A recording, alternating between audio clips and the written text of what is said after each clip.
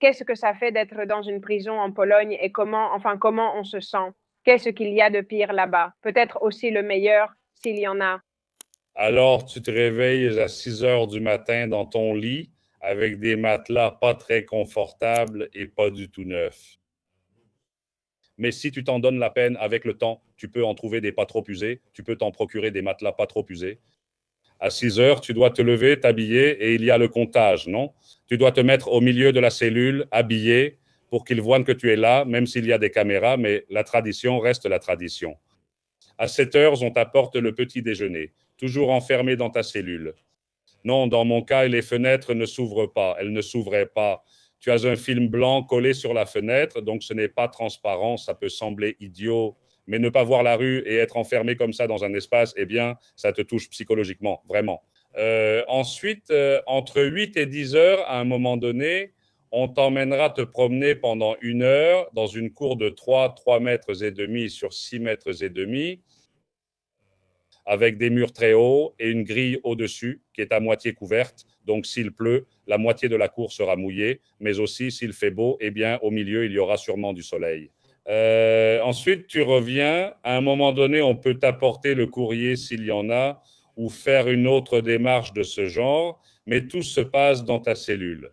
Tu ne sortiras de la cellule que pour la promenade. Et ensuite, à midi, on t'apporte le repas, la qualité de la nourriture, etc., etc. C'est déplorable. Si ta famille ne t'envoie pas de soutien financier, ce que tu peux acheter sur une liste, franchement, c'est très limité. Quand on est un grand gars, en plus, si tu essaies de faire du sport, d'être bien nourri, d'avoir les bonnes calories, des calories de qualité, c'est très difficile. C'est très difficile et surtout d'avoir les protéines, tu vois. La protéine est essentielle si tu veux maintenir ta masse musculaire ou, Dieu t'en garde, en prendre. Là, tu es mal barré, tu vois. J'étais comme ça quand je suis sorti. J'avais un peu l'air d'un mort-vivant. Maintenant, ça va. Je me suis remis. J'ai repris de la masse. Et donc, on va faire un peu de sport. Ensuite, à 18 heures, on t'apporte le dîner et à 20 heures, c'est l'appel. Non, à 18 heures. Non, à 16 heures, on t'apporte le dîner et à 18 heures, c'est l'appel de l'après-midi. L'après-midi, le soir, ils te ferment dans la cellule et voilà, jusqu'au lendemain. Et à 22 heures, ils éteignent les lumières. Ils éteignent les lumières. Je crois que, comment c'était? À 22 heures, ils éteignent les lumières et à 23 heures, ils coupent l'électricité. Donc non, c'est fini la radio ou tout autre divertissement. Et si c'est le week-end, ils éteignent les lumières, enfin les lumières. L'électricité s'est coupée à 1 heure du matin. Tu peux rester jusqu'à 7 heures le samedi. Bon. Eh bien, le reste du temps, c'est dans la cellule. Moi, enfin, entre la cellule ou la promenade, tu t'entraînes. Moi, je m'entraînais, enfin, s'entraîner, c'est ce qu'il y a de typique, non? Avec le poids du corps, avec le temps, tu peux faire des choses sympas, non? Te mettre debout sur les mains, faire des pompes comme ça, c'est très cinématographique, mais ça aussi. Chacun fait ce qu'il peut, non? Bien sûr. À n'importe quel bar, tu fais des tractions et tout ça, plein de squats, de burpees et de pompes et toutes ces conneries. C'est à ça que tu te consacres et c'est comme ça. La vie, la vie se divise aussi, même si j'étais en prison, à l'intérieur de la prison et j'ai passé la moitié du temps seul dans la cellule. Être seul, c'est dur d'un côté, mais d'un autre côté, parfois, ce n'est pas si mal non plus, non? Parce que quand tu es seul, tu te disputes un peu moins avec ton compagnon de cellule, mais à peine moins. Euh, euh, Quand tu es seul, c'est plus simple car tu peux discuter avec quelqu'un d'intelligent, ce qui est toujours agréable, avec toi-même et tout ça et ces choses-là. Et là, lire, oui, lire 2 livres toutes les 3 semaines, ils t'en donnent 2. Mais c'est vrai qu'il y a pas mal de solidarité entre les détenus, donc les détenus qui ont des livres pourront te les passer. C'est curieux, mais dans les prisons polonaises, ils adorent tout ce qui a un rapport avec le crime. Des romans policiers, des livres sur des meurtres et des conneries de ce genre, c'est ce qui vient en premier. Que veux-tu que je te dise? C'est un peu ça. Mais au final, avec le temps, tu finis par y prendre goût et tout ça. Et c'est un peu similaire à la Russie. Il y a encore cette culture de la prison, même si c'est un peu moins qu'en Russie, non? Et il y a comme une sorte de caste, non? En Pologne, il y a 3 niveaux, non? Ceux qui sont complètement déchus, avec qui, en principe, tu ne devrais même pas être dans la cellule, ni leur serrer la main, etc., etc. Ensuite, il y a la majorité des gens, et après, il y a les gens respectables, pour ainsi dire. C'est la classe supérieure, ce sont les criminels et ainsi de suite, ou les gens qui, eh bien, se comportent d'une manière plus respectable.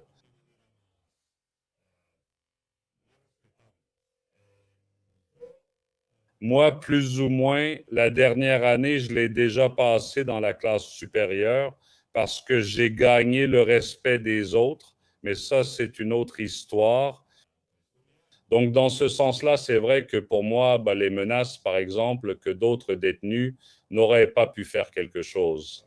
Eh bien non, ce n'était pas vraiment d'actualité pour moi parce que, bon, j'avais déjà gagné ce respect et j'étais dans la classe. Et l'une des choses de cette classe, Et comment? Comment passe-t-on d'une classe à l'autre, si c'est possible de le savoir? tu as besoin qu'on t'accepte, que plusieurs personnes se portent garantes pour toi. Et tu dois l'avoir prouvé par des actes, mais vraiment par des actes. Je veux dire que, par exemple, tu respectes les règles d'hygiène et de comportement, que tu ne craques pas, que tu ne collabores pas avec la police, des choses comme ça. Donc, si eux le voient, si c'est prouvé, alors les gens sont plus enclins à t'accepter. Et dans mon cas, il y a eu pas mal de doutes. Il m'a fallu davantage de personnes parce que moi, A, j'étais étranger et B, j'étais journaliste. Qu'ils détestent les journalistes parce que les journalistes ont tendance à très mal se comporter avec eux. Mais dans mon cas, étant donné que j'avais été avec plusieurs personnes dans la cellule, avec une, surtout bah, quelqu'un qui a beaucoup d'autorité, un grand salut pour lui. Il sait déjà d'ailleurs, il est aussi libre. Après 15 ans, il est sorti il n'y a pas longtemps, heureusement. Oui, donc eh bien, il y a eu un débat à mon sujet, j'ai été accepté et voilà, ça aussi, c'est une chose. C'est une preuve, non, que ça te donne aussi une certaine, je ne sais pas comment l'appeler, une certaine motivation, une motivation intérieure. Non, tu vois que non, que non, que non, les choses ne sont pas si simples ou pas autant qu'il aimerait. À la police, non, parce que la police aurait adoré que tu craques, que les autres te traitent avec une pitié honteuse. Mais il est vrai que beaucoup de gens qui étaient là, je ne dis pas, et eux non plus ne disent pas qu'ils sont innocents ou pas innocents, mais qu'ils ont certaines lois morales ou certaines règles de comportement qui font qu'en gros, ils ne laissent pas une personne seule. Si cette personne se comporte normalement, non. Si cette personne s'entraîne, a de la discipline, etc., etc.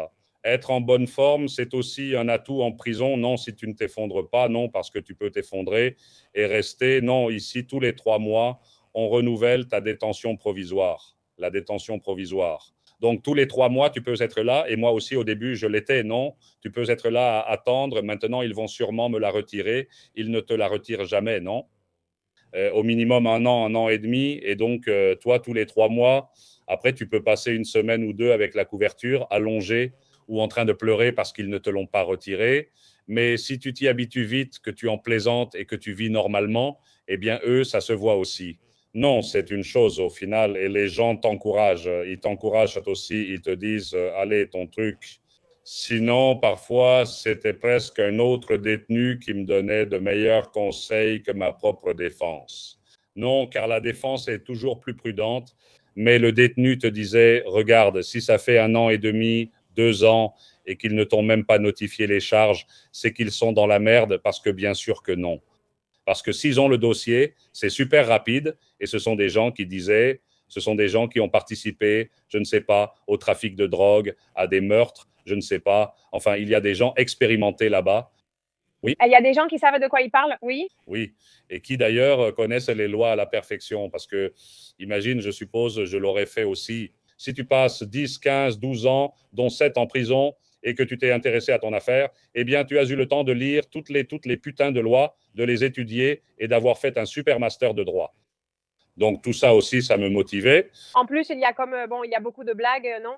en Espagne, on dit que les gens sortent de prison avec un doctorat. Est-ce qu'en Pologne, c'est pareil ou pas?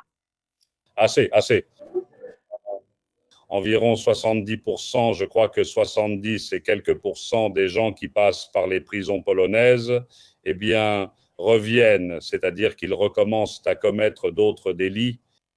Non. Mais je veux dire, ils sortent de là très instruits, les gens lisent beaucoup là-bas, ils apprennent et étudient beaucoup. Où il n'y a pas d'études, pas d'études, pas d'études. Ils ne te laissent pas parce qu'ils ne te laissent pas étudier.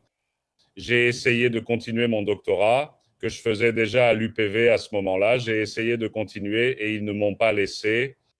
Même si c'est un droit, avec tous les droits légaux, blablabla, bla, bla, bla, ils ne te laissent pas. Alors là, oui, ils aident surtout les plus jeunes à obtenir, disons, leur éducation, le collège, non, à finir, disons, le collège. Oui, le collège. Oui, mais pas beaucoup plus. Mais lire, oui. Lire, oui. Ce qui se passe, c'est qu'il y a des gens qui peut-être après, je ne sais pas, disons 10 ans, eh bien, il y a des gens qui en ont vraiment assez de lire et ils n'en peuvent plus et ils ne veulent même plus entendre parler de livres parce que tu as déjà, si tu as ta routine établie et qu'il n'y a pas de livre dedans, tu continues, non? C'est ça, c'est établir ta routine, t'accrocher à certaines choses, investir, t'inventer tes propres astuces dans ta tête, non? Comment t'endormir, comment rester calme, comment faire en sorte que les choses ne t'affectent pas, etc., etc. Avant tout, c'est une grande discipline et un travail mental. Non, les gens peuvent même s'habituer au pire. Dans ce sens-là, non, tu n'as pas droit à l'erreur, mais c'est-à-dire, il faut être fort, parce que sinon, tu t'effondres. Et une grande partie du système polonais, c'est qu'ils cherchent à te faire t'effondrer, à te briser.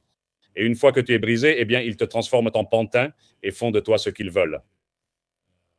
Ils te condamnent et te font signer. Ils te font, oui, oui, là, tu signes n'importe quoi. Eh bien, ça me fait plaisir. Bon, je n'avais aucun doute, je savais parfaitement que tu ne t'effondrerais pas. Je doutais surtout du moment où il pourrait te libérer, puisqu'il ne l'avait pas fait après tant d'années sans accusation. Je te dis, le record en Pologne pour la détention préventive est de 2 ans et demi, je crois. Merde. Oui, ils te disent qu'ils peuvent te garder aussi longtemps qu'ils veulent. Ils ne sont pas pressés.